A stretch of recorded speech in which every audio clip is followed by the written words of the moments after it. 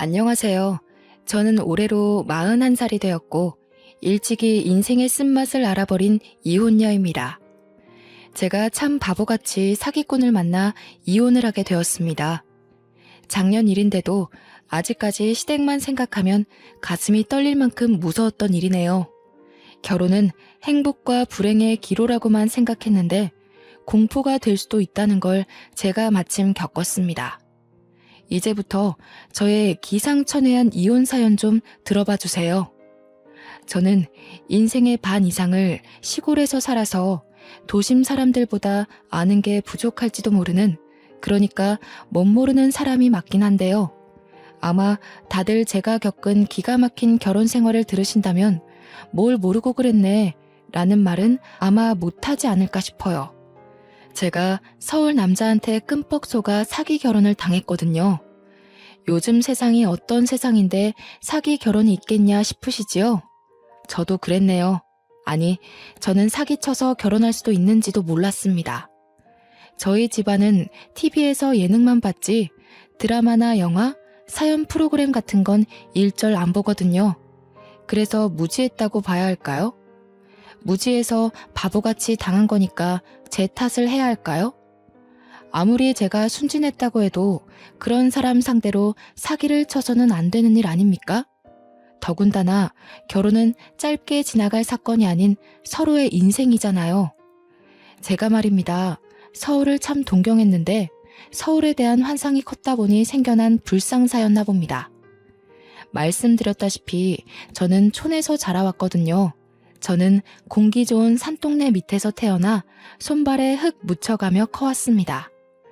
동네 이웃과 전부 안면 튼 사이라서 너나 할 것 없이 집을 드나들며 가족처럼 지냈거든요. 그만큼 촌동네였다는 거죠. 학교도 학년에 한 반만 있었고 반의 학생 수도 10명 남짓한다고 하면 얼마나 작은 동네인지 감이 잡히지 않나요?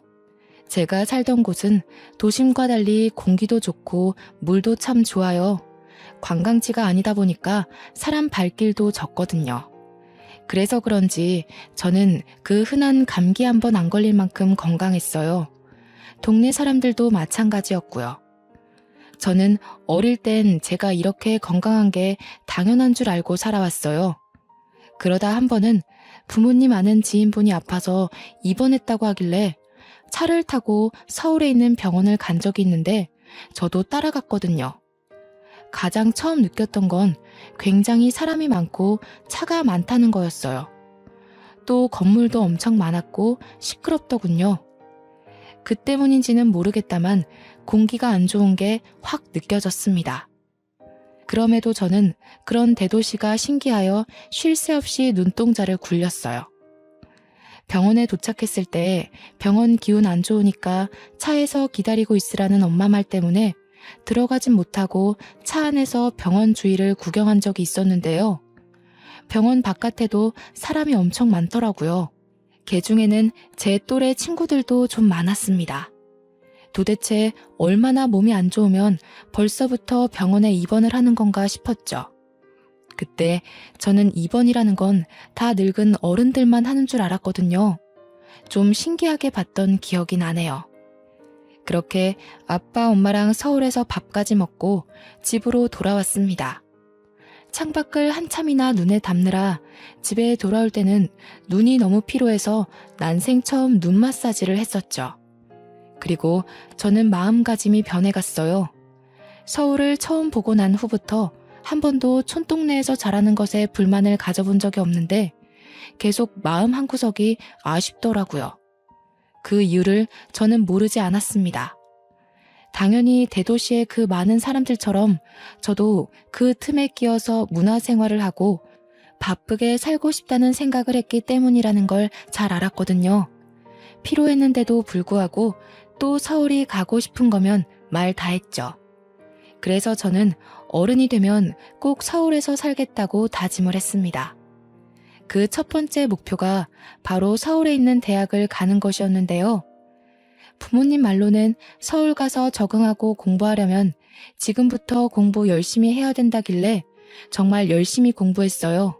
저는 원래부터 우리 반에서 꽤 공부를 잘하는 편이었기에 기고만장에 있었는데 10명 남짓인 학교에서 공부 잘해봤자 도시 애들의 수준에는 많이 못 미쳤다는 걸 수능 보고 깨달았죠.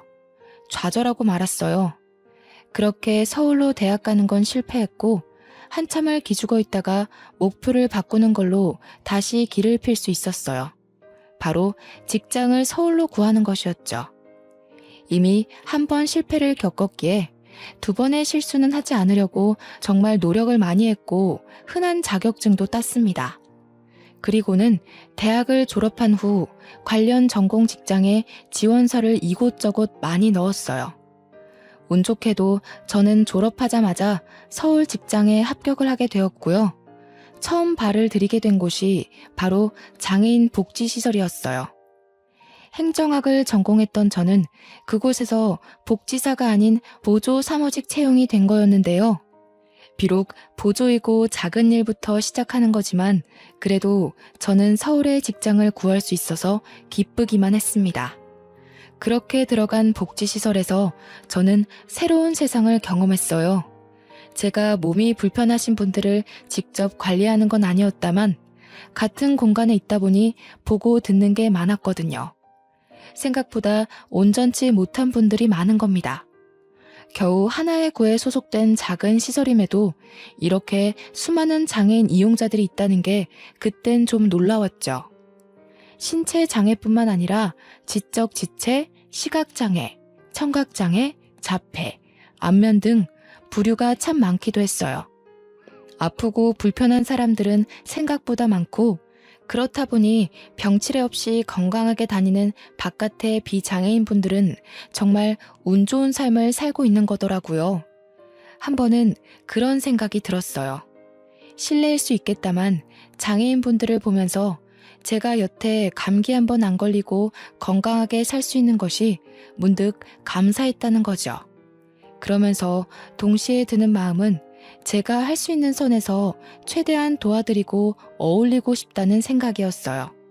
차라리 복지사가 될 걸 그랬나 싶을 정도로 장애인 분들에게 베풀고 싶은 제 마음은 진심이었습니다. 저는 복지사도 아닌데 복지사분들이 하는 행동거지를 혼자서 어깨 넘어 배운 뒤에 이용자들과 금방 친해졌어요.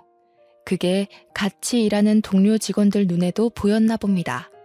저를 좋게 봐주셔서 모두와 빨리 친해질 수 있게 되었어요.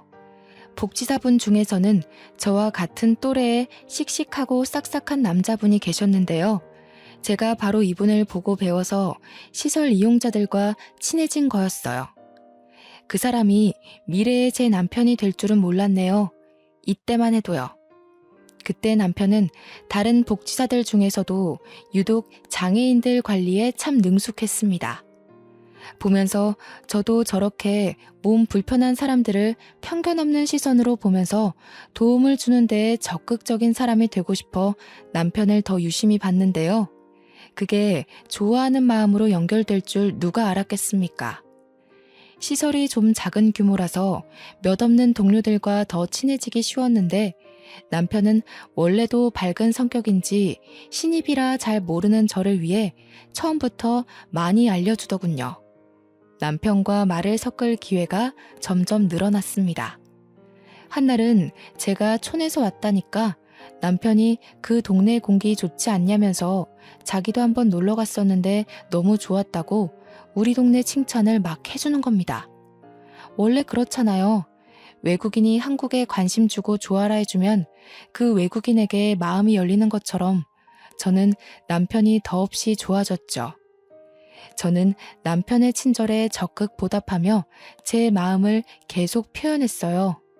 특히 남편이 직업에 임하는 마인드가 참 존경스러웠는데 일하는 남자가 멋있다는 게 이런 거구나 싶더라고요. 이수씨, 장기기증이라고 들어봤죠? 제가 그걸 성인이 되고 바로 신청했거든요. 나중에 죽으면 제 몸 바쳐서 이렇게 불편하신 분들 도움드리고 싶어서요. 다들 나중에 마음 바뀌네 마네 그런 소리 하면서 후회할 거라는 말도 종종 들었는데 저는 아직도 그때 한 결심에 변함이 없어요. 이미 저한테는 10년도 넘은 일이잖아요. 여전히 여기 이용자분들 보면서 장기기증에 대한 뜻을 품고 살아요. 저로 인해 많은 사람들이 새 삶을 얻을 수 있다면 얼마나 기쁠까? 그 생각이 일하는 원동력 중 하나이기도 해서요. 남편은 얼마 전에 장기기증이 적합한지 병원에서 검사까지 받고 왔다는 겁니다. 주기적으로 검사를 다닌대요. 혹시나 자신의 장기가 상해서 기증을 못하게 되면 안 되니까 검사를 받고 스스로 건강도 잘 챙기고 있다네요. 솔직히 내 인생인데 사후의 남을 위해 자신을 관리하고 있다는 건 쉽게 먹을 수 있는 마인드가 아니잖아요. 좀 과장해서 하늘에서 내려온 천사가 아닌가 싶을 만큼 남편의 무한한 아량에 감탄을 했습니다. 저는 그곳에서 처음으로 누군가를 존경한다는 마음을 느껴보았어요. 그게 남편이었다는 거지요. 그리고 그 일은 남편을 향한 감정에 설렘을 더해주는 일이 되었습니다.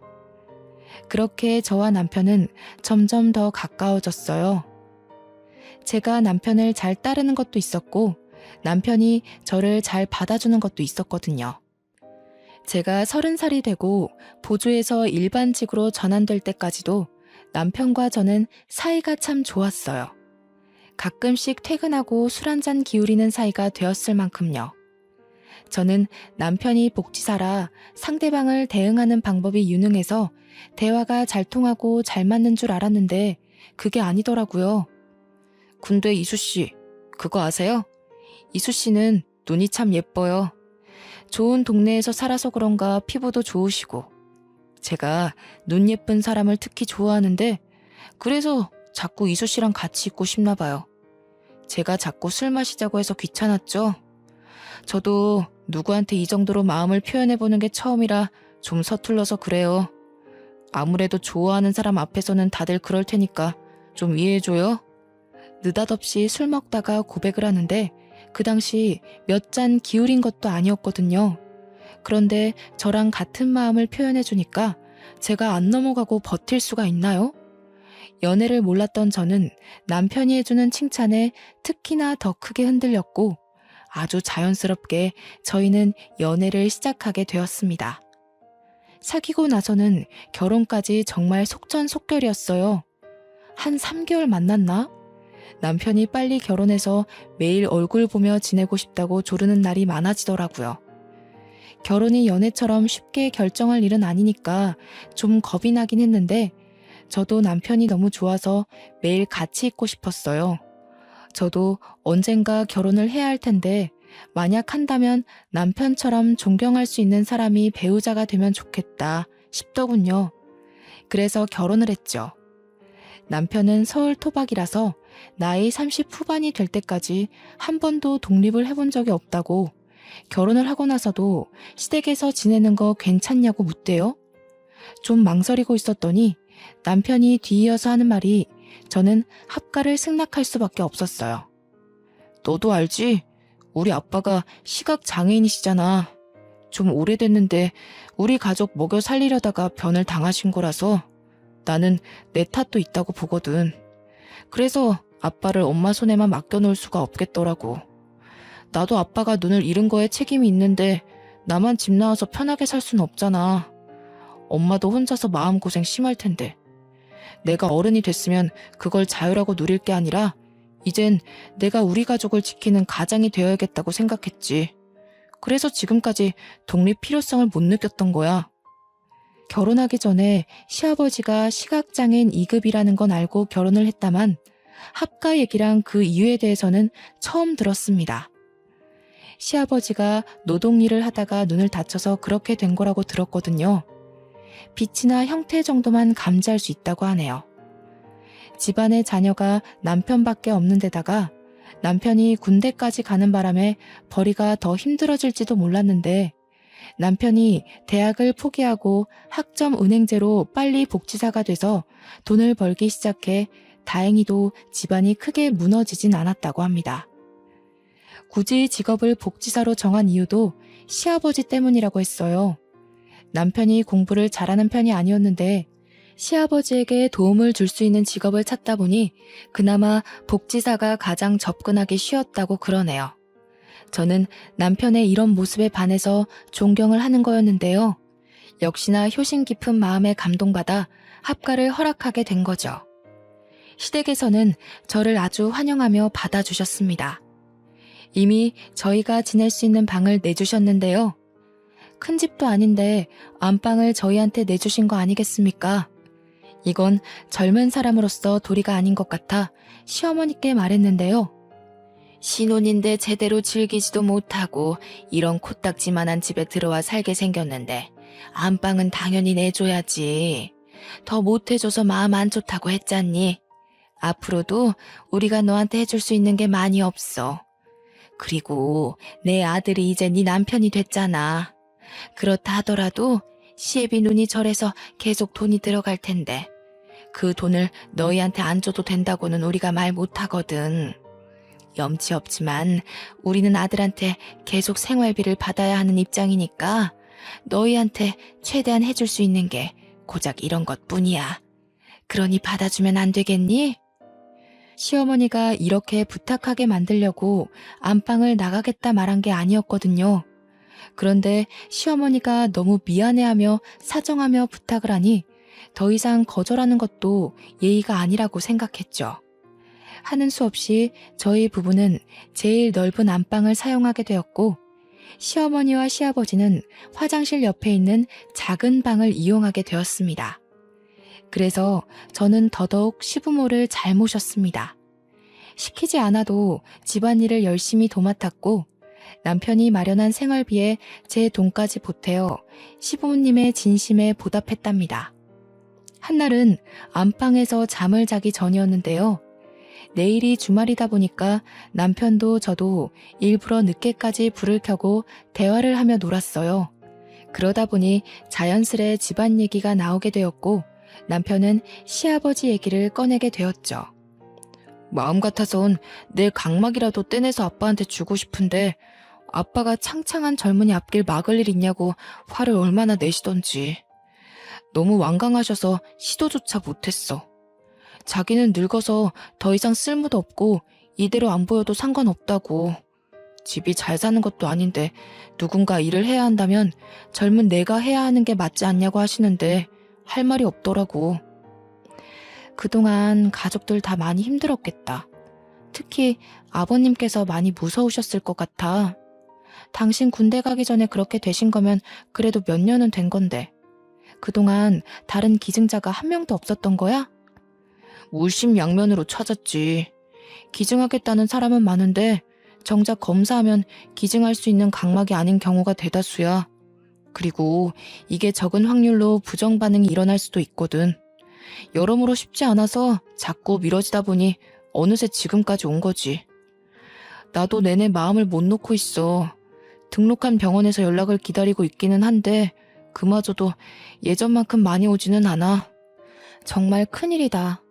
아버님 마음고생만큼은 아니지만 어쨌든 식구들 다 같이 힘든 거잖아. 나도 아버님 불편한 거 없게 최대한 돕고 있기는 한데 볼 때마다 마음이 너무 안 좋아. 아버님 저렇게 좋으신 분인데 하늘은 참 무심하기도 하지. 속상해, 너무. 그렇지? 너는 기증에 대해서 어떻게 생각해? 네 말대로 기증이 쉬운 일은 아니잖아. 아무리 마음이 선하더라도 기증은 감히 마음먹기 힘들 수도 있는 부분이거든. 나도 당신이랑 생각이 같아. 기증이야말로 진짜 좋은 일이라고 생각해. 그건 천사나 다름없어. 나를 내주는 거잖아.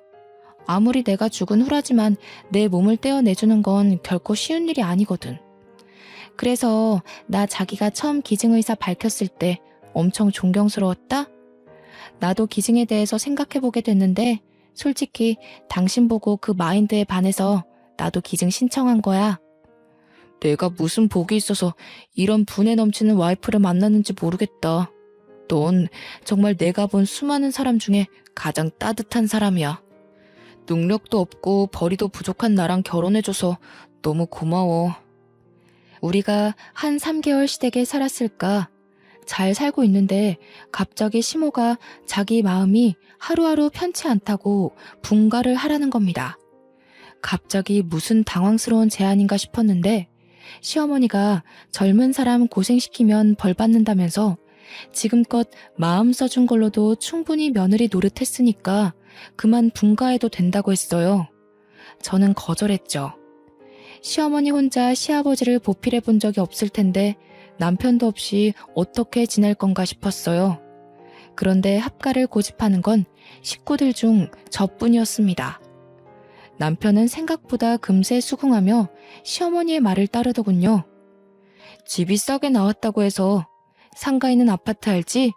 거기 전세로 들어가면 될 것 같아. 너만 괜찮다면 내일 계약할까 하는데 이 집이랑 가까워서 무슨 일 생기면 10분 안에 올 수 있어. 우리 집안 걱정은 그만해도 돼. 결혼하기 전만 해도 독립 생각 없는 것처럼 저를 감동시켰던 사람이 한치의 망설임도 없이 시어머니 말에 동조를 해서 좀 당황스러웠습니다. 이미 집도 알아봤다네요? 여기서 더 이상 고집 부리면 제가 좀 이상한 입장이 될 것 같았어요. 그리고 예상외로 저희가 있어서 시부모님이 불편했는지도 몰라요. 눈치 없이 시댁에 주저앉으려는 꼴로 보일까봐 저는 분가를 하게 되었죠. 그렇게 저희는 10분 거리에 있는 전셋집으로 이사를 가게 되었습니다. 마침 친정 부모님도 비슷한 시기에 서울로 이사 오셨는데요. 지방에만 살다가 한 번쯤 서울에 살고 싶었는데 우리 시댁이랑 가까운 동네에 아파트가 싸게 나온 곳이 있어서 그곳을 매매했답니다. 말로는 서울 구경하고 싶어서 왔다고 하지만 사실 우리 엄마가 좀 저를 극성으로 아끼는 탓이란 걸 눈치챘어요. 부모님은 제가 결혼할 때도 그리 반기는 모습이 아니었거든요. 온통 걱정투성이었죠. 저는 오히려 좋았습니다. 친정도 가깝고 시댁도 가까우니 큰일이 생기면 바로 내다볼 수 있으니까요. 분가를 했지만 시댁 걱정이 떠나질 않아서 저는 근무날에도 상관없이 일주일에 4번이나 시댁을 방문하면서 며느리 노릇을 했습니다. 시어머니는 여태까지 제게 고나리질 한 번 한 적이 없으세요. 남편의 넓은 아량이 부모님을 닮아서 그런가 봅니다. 그래서 저도 시어머니를 도와 시력 불편한 시아버지를 여전히 많이 보필하며 지냈죠. 제가 애교 많은 사람이 아닌데 시부모한테는 일부러 더 노력해서 애교를 부렸어요. 시댁 분위기가 우리 집과 달리 좀 많이 우중충한 편이었거든요. 아무래도 아픈 사람이 있으니까 당연한 거잖아요. 그렇게 시댁만 신경 쓰느라 정작 친정에는 발길이 끊어지다시피 했는데 한날 엄마가 전화가 온 겁니다. 항서방이 갑자기 전화가 왔더라. 집안에 누구 아팠던 사람 없었냐고. 특출난 건강 이력이 있냐는 거 있지? 우리 보고도 선천적인 병이나 그런 거 있냐고 묻는데 갑자기 왜 이런 걸 묻는지 모르겠네. 참, 너 보고 어렸을 때 안경 낀 적 있냐고도 하더라. 안부를 묻는 것도 아니고 난 도통 이 전화의 의미를 모르겠다. 딸, 너 무슨 일 있는 거 아니지? 그때는 별일 없다고 안부만 전하고 끊었는데요. 이때만 해도 남편이 저 몰래 친정 생각해서 한 번씩 전화하고 그러나 보다 하며 별 생각 없이 상황을 넘겼습니다. 오히려 고마워했죠. 나 대신 친정 신경 써주고 있다는 생각에요. 그런데 결혼 생활이 1년을 넘어갈 때쯤이었나? 여느 때와 같은 퇴근을 하고 시댁에 가는 길이었는데 어떤 모르는 여자가 느닷없이 제 앞을 막는 겁니다. 너무 조급해 보여서 어디 도움이 필요한 사람인 줄 알았어요. 혹시 황재수 씨 와이프 되세요? 시아버지 되시는 분이 시각 장애인이시고 만약 맞다면 이 결혼 생활 하루빨리 정리하세요. 조만간 그 집에서 그쪽 눈을... 말하다 말고 여자는 제 뒤쪽을 보더니 불이 나게 도망을 가버렸습니다. 그때가 남편이 주차를 끝내고 오던 차였는데 남편을 보고 도망간 것 같아요. 황재수. 그건 제 남편 이름이 맞는데 저 여자는 뭘까 싶어서 멍 때렸어요. 또 여자가 그 다급한 와중에 여자가 제 손에 쥐어준 종이가 있었는데 마침 남편은 잠시 편의점을 들리러 자리를 벗어났습니다. 남편은 그 여자를 못 본 듯 했어요. 남편이 자리를 비우자 저는 종이를 볼 수 있었는데요. 좀 말도 안 되는 내용이 적혀 있었어요. 자기는 내 남편의 전부인이라는 말로 시작되는 메시지였고, 쪽지 내용의 절반 이상은 남편이 아닌 시아버지의 이야기였습니다. 시아버지가 각막 이식을 받아야 하는데 마땅한 기증자가 없어서 그걸 며느리 될 사람으로 대신 찾고 있다고. 혹시 건강 이상에 가족력을 묻지 않더냐면서 기증 의사를 묻는 질문을 하지 않더냐고. 갈수록 나한테 눈 얘기만 할 거라면서, 그리고 결정적인 틈을 봐서 시아버지가 나중에 나한테 눈 한쪽만 주면 안 되겠냐고 얘기하는 날이 있을 거라고. 이런 희한한 얘기의 쪽지였죠. 모르는 여자가 갑자기 주고 간 쪽지에 이런 이상한 소리가 적혀 있는데 이걸 곧이곧대로 믿는 사람이 몇이나 될까요? 저는 그 당시만 해도 시댁을 좋아했고 여전히 존경스러운 남편을 사랑했어요. 그래서 이 쪽지가 마냥 저주의 장난처럼 느껴졌죠. 그런데 말입니다. 그 어처구니 없는 쪽지 하나 때문에 제 결혼 생활이 제대로 균열이 생기기 시작했다는 겁니다. 그 후로 우선은 이 불쾌한 쪽지를 남편한테 비밀로 했다간 희한하게도 그 쪽지가 매사에 마음에 걸려 있었거든요. 그러는 와중에 한날은 시부모가 저한테 여느 때처럼 칭찬을 해주는데요. 그게 좀 이상하게 들리더라고요. 아가, 너도 우리 아들처럼 효심이 참 깊구나. 사돈댁에서도 이런 착한 딸 둬서 호강 많이 했겠어. 부모님 다 건강하시고 그런 산 좋고 물 좋은 동네에서 얼마나 깨끗하게 자랐겠니. 참 좋은 데서 나고 컸다, 아가. 내 말이 그 말이에요. 처음에 봤을 때 새아기 눈빛이 얼마나 깨끗하고 예쁘던지. 당신도 직접 봐야 할 텐데 참 아쉬워요. 그런데 새아가, 너는 젊어서 그런 거니? 어쩜 이렇게 눈빛이 초롱초롱하니? 네 시아버지도 눈 멀쩡할 때 눈이 참 초롱초롱했거든. 딱 너처럼 사람이 봤을 때 눈이 제일 먼저 보일 만큼 말이야. 제가 예민한 걸까요? 이때뿐만이 아니었는데요.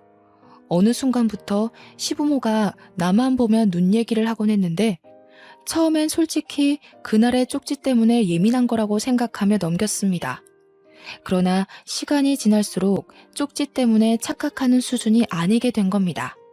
보통 한두 번 칭찬했으면 그만할 법도 하지 않습니까? 그런데 시부모는 제가 일주일 4번 시댁을 방문할 때마다 똑같은 눈 얘기를 또 하고 또 하고 또 하고, 나중에는 칭찬이란 걸 알아도 불편하기까지 하더군요. 그러던 어느 날 제가 본격적으로 쪽지를 다시 꺼내본 계기가 있었는데 또 시댁에 들려서 한 소리 들었을 때였습니다. 제가 너무 착하고 순해서 아무것도 모르는 사람처럼 보였는지 특히 시어머니가 점차 노골적으로 말을 꺼내기 시작하더군요. 아가, 너는 네 시애비가 참 불쌍하지 않니? 한쪽이라도 보이면 참 좋겠는데. 내가 어제 뉴스를 보는데 요새는 별의별 효도가 다 있나 보더라. 앞 안 보이는 부모를 위해서 한쪽 눈으로 살아가는 자녀들도 꽤 많더라고. 자기 눈 한쪽을 부모한테 떡하니 바친 거지. 아무리 부모 자식 사이지만 그게 어디 쉬운 일이니? 그래도 애들이 얼마나 착하고 바람직하면 어른을 그렇게 공경할까? 난 참 어른 공경하는 사람들이 좋더라. 그래서 내가 새아가를 좋아해. 젊은 사람 같지 않게 참 바르고 착해서. 저는 평소에도 남편 없이 시댁에 오는 날이 많았는데요. 저만 보면 눈 얘기하려고 기다렸던 사람처럼 덤벼드는 시부모 때문에 점차 시댁 오는 걸음이 망설여지더라고요. 솔직히 말하면 무서웠어요. 그래서 다시 본 거예요, 그 쪽지를. 그런데 이건 좋게 돌려서 생각하려 해도 제 상황이 정말 쪽지대로 흘러가는 것 같았죠. 하지만 이상하잖아요. 시댁에서 기증자를 찾기 위해 며느리를 삼다녀. 세상에 이런 일이 있을 수가 있다는 말이에요? 저는 이미 두려움이 생겨버렸지만 애써 현실성 없는 얘기라고 믿고 싶었습니다. 그러나 이젠 정말 진실을 앞에 두고 외면할 수가 없더군요. 시부모는 이런 얘기를 남편이 있는 자리에서도 거리낌 없이 하기 시작했는데 예전부터 남편한테 말할까 말까 했던 제 입장에선 다행이라고 생각했거든요. 그런데 남편 하는 말이 저를 더 소름 돋게 하는 거 있죠? 이수도 나중에 기증할 생각이 있다고 하더라고. 근데 각막은 웬만해선 사후에 기증을 하지 생전엔 어려워. 지수는 나보다 더 어려서 한참 사회생활 할 때인데 아무래도 좀 그렇잖아. 아니더라니까. 내가 뉴스를 매일 보잖아. 생전에 한쪽만 기증하는 애들도 한가득이더라. 마음 씀씀이가 좋은 애들이 그러겠지. 그래도 애미는 솔직히 저런 애들 하나도 안 부럽다. 10자식 있으면 뭐해. 내 눈에는 우리 며느리가 최고로 착하고 야무진걸. 아직 이수랑 정식으로 얘기해본 것도 아니야. 아무리 기증 의사가 있다고 하더라도 그런 식으로 하면 불편해. 괜히 부담 주고 그러지 마. 그러게 내가 한쪽 준다니까 아빠는 계속 거절해선. 그런데 내가 요즘 시력이 많이 안 좋아졌어.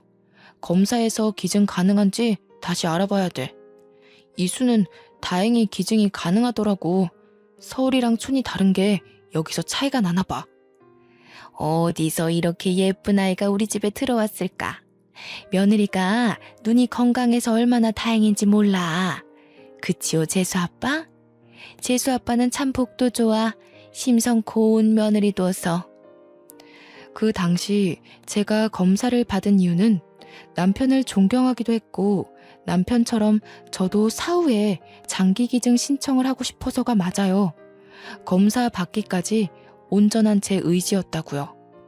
당연히 남편의 행동들이 제 눈에 옳고 참된 일처럼 보였으니까 그랬다고요. 그런데 대체 이게 무슨 대화랍니까? 제가 착각한 거라고 예민했다고 봐야 하는 걸까요? 저는 시아버지한테 제 눈을 바치기 위해 검사를 받은 게 아닙니다. 그런데 왜 계속 분위기가 그렇게 흘러가는지 모르겠어요. 시부모는 이미 왜인지 모를 확신을 갖고 있는 모습이었는데 도통 왜 저러는지 몰랐습니다.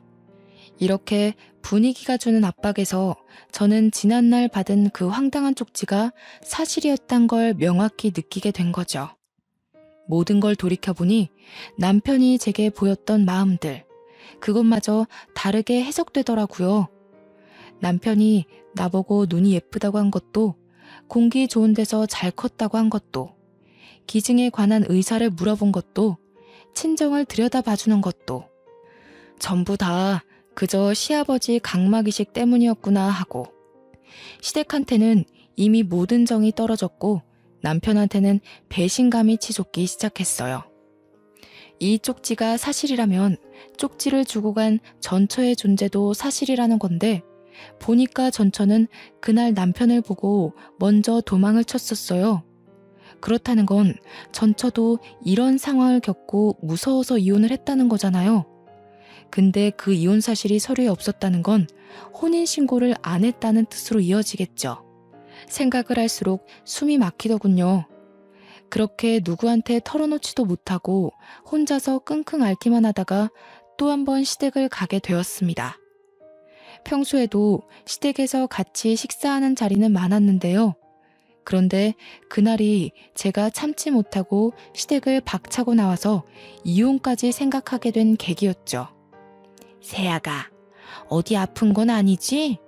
이번 주 내내 통 얼굴 빛으로 안 와서 걱정 많이 했어. 몸이 안 좋은 거야? 그 건강하던 애가 무슨 일이라니? 서울 생활에 탈이라도 나서 그러나? 당신 엄마 아빠 보러 안 왔어? 일주일가량 꼬박 들리던 사람이 갑자기 왜? 몸이 진짜 안 좋아서 그래? 병원 갈까? 안 좋으면 나한테 말을 하지 그랬어. 어디가 안 좋은데? 세아기 몸이 안 좋으면 안 되지. 저녁은 됐으니까 얼른 며느라기 데리고 병원이나 다녀오너라. 우리 집안에 들어온 귀한 식구인데 남의 자식 아프게 만들어서야 되겠나. 어여 병원 가. 우리는 괜찮으니까. 아프다고 말한 적도 없는데 제가 그저 매번 오던 발길을 끄느니 본색을 더 빨리 드러내시더라고요. 다들 안절부절 못하는 거 있죠?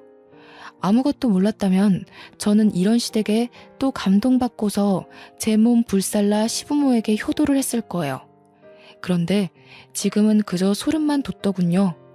숨통이 갑갑한 걸 겨우 참고 저는 괜찮다며 저녁 식사 앞에 앉았습니다. 고개 한번 안 들고 말 한마디 안 하며 꾸역꾸역 밥을 먹고 있는데요.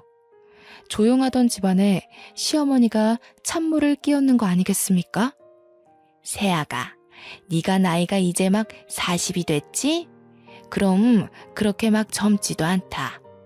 여자들은 경제생활 그리 길게 안 해도 되거든. 든든한 남편이 먹여 살려줄 텐데 벌이 걱정은 더 할 필요가 없단 말이지. 너희들도 이제 아이 가질 준비를 해야 하니까 일도 차차 정리하는 게 어떠니? 일을 정리하라고요? 멀쩡히 잘 다니고 있을 일을 갑자기 왜 정리하나요? 아직 아이가 생긴 것도 아니고 남편은 아이 생각이 없다고 해서 저도 그렇게 따르고 있었는데요. 옛날이야 그랬지. 요즘엔 얘도 지 새끼 낳고 싶은데 너 몸 걱정해서 말 못하고 있더라고. 다음 달부터 임신 준비하도록 하고 일은 그만 정리하는 게 좋겠다. 그래서 말인데 어차피 앞으로 육아하면서 집에서만 지낼 건데 혹시 네 시애비한테 각막 한쪽만 기증할 생각 없니? 그럼 우리가 정말 평생 은혜 갚을게.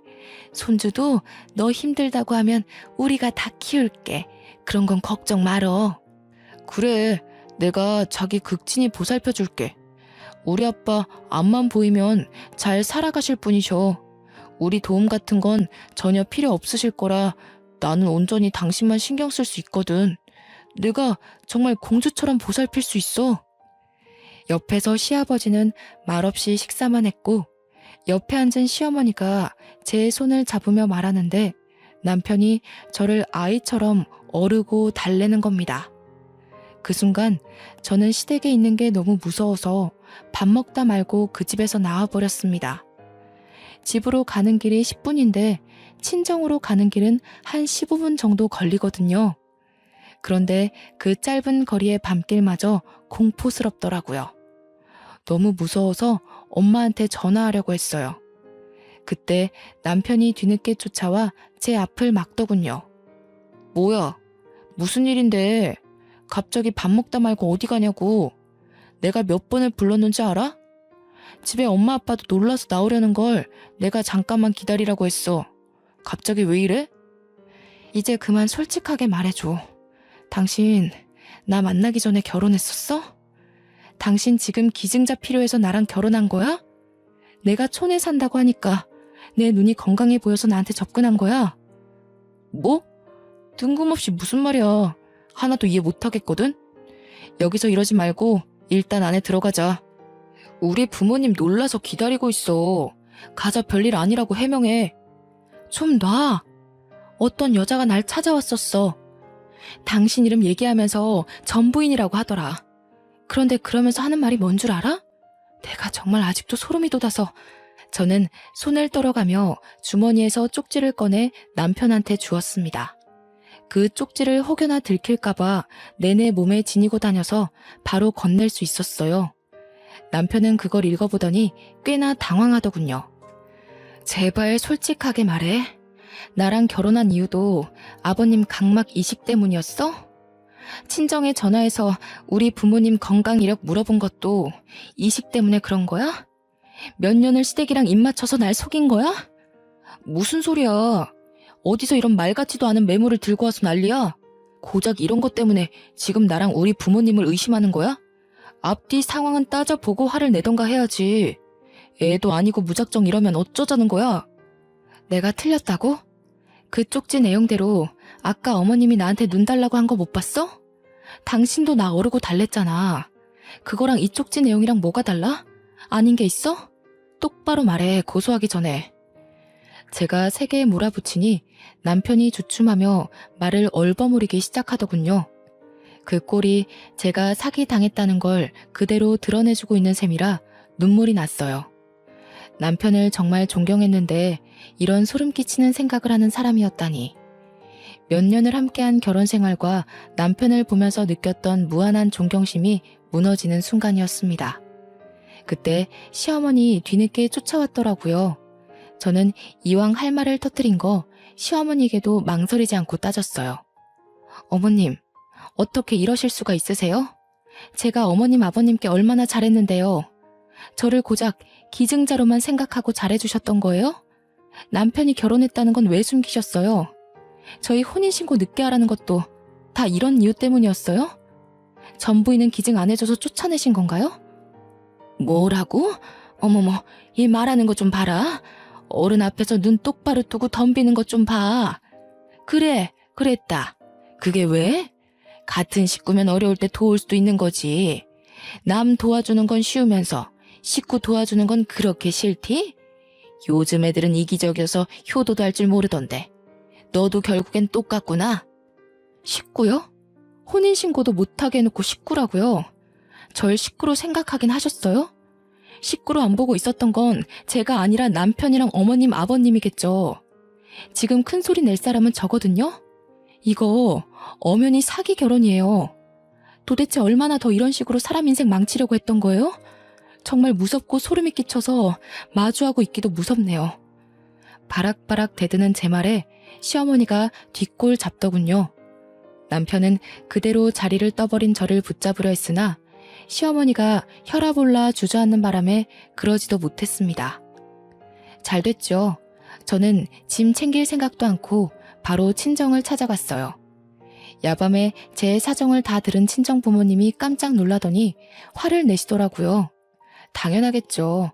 딸이 사기 결혼을 당했는데 그게 각막 기증 때문이라니까 기가 차잖아요. 친정 부모님은 당장 시댁 가서 깽판이라도 쳐야겠다고 이대로는 절대 못 물러난다고 나갈 채비를 했습니다. 우리 엄마가 평소에도 보통 성격이 아니에요. 산전수전 다 겪고 산동네로 이사간 분이거든요.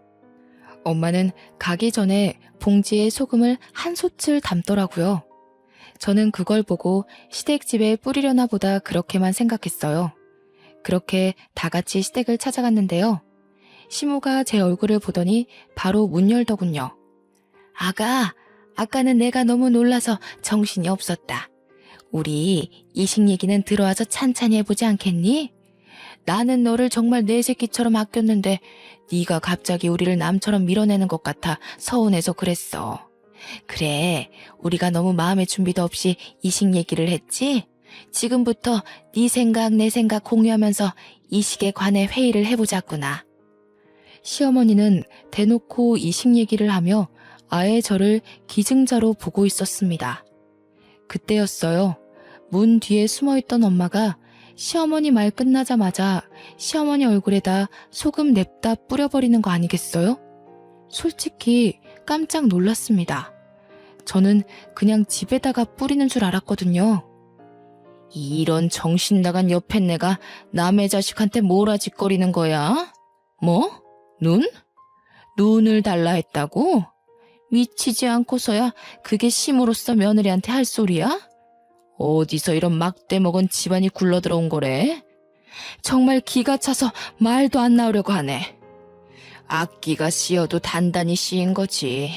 그렇지 않고서야 멀쩡한 사람 눈 뽑아 먹으려고 사기치고 결혼하는 정신 나간 짓은 못하지. 내 귀한 딸 잡아먹으려고 인연이 이 악마 같은 년아. 썩 꺼져! 눈에 소금이 들어간 시어머니는 따갑다고 악다구니를 질렀고 그 소리에 깜짝 놀란 남편이 뛰어와서 계속 소금을 뿌리는 우리 엄마에게 손을 올렸더라고요. 엄마한테 손찌검 하려는 남편을 제가 급히 막았어요.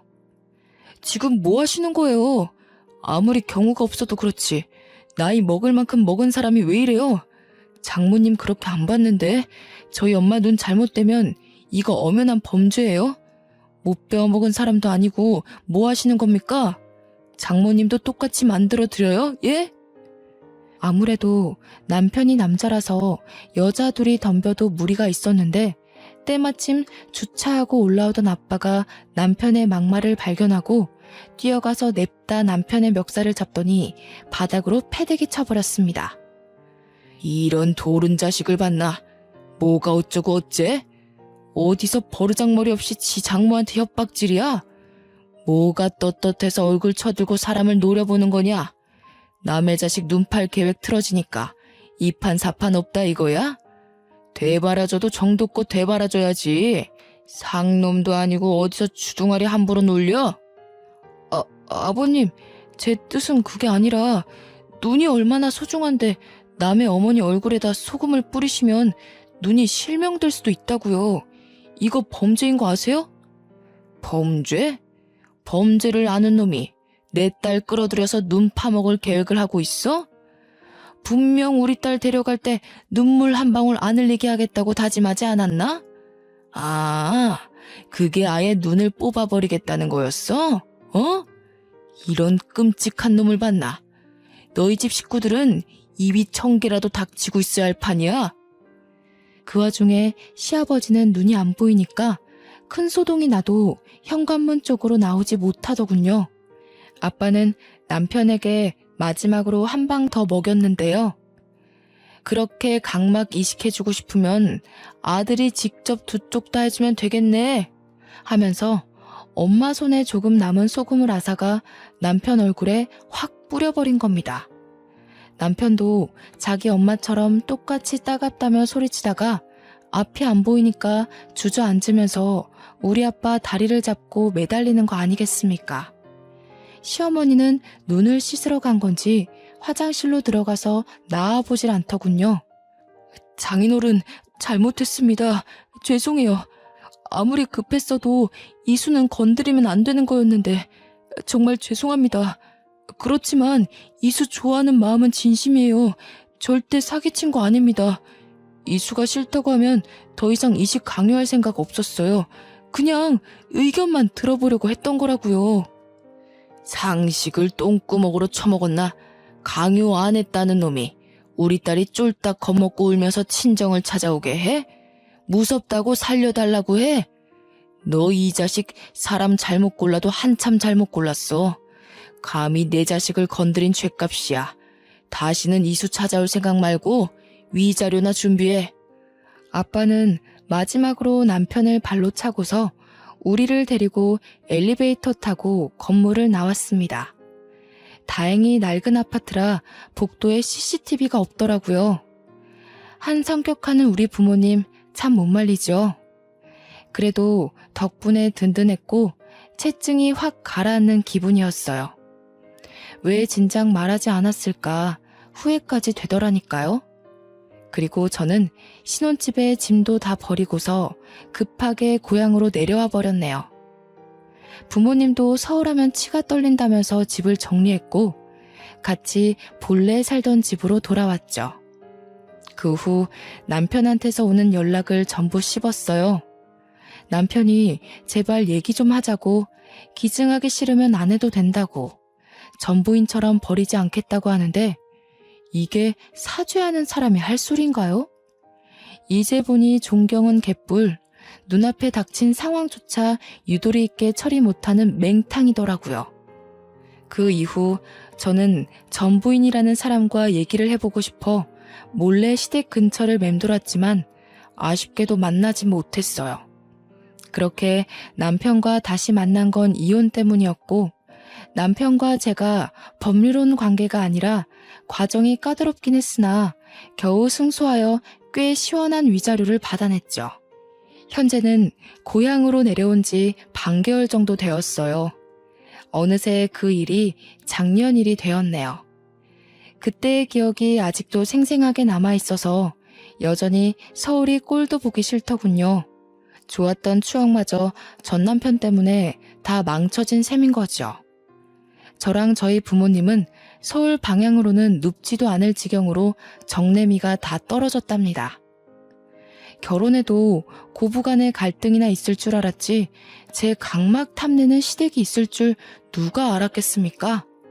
정말 영화라도 한 편 찍은 기분이네요. 앞으로도 사람 참 신중하게 봐야겠더라고요. 다들 사람 사귀는데 뭐든 유념하셔야 해요. 생각보다 상식 없는 분들 덜어 있는 것 같으니까요. 제 영화 같은 사연 좀 재미있으셨나요? 이제는 좀 더 마음을 털어내어 웃을 수 있는 사건으로 찬찬히 날려버릴 생각이에요. 지금까지 제 사연 읽어주느라 고생하셨습니다. 좋은 하루 되세요.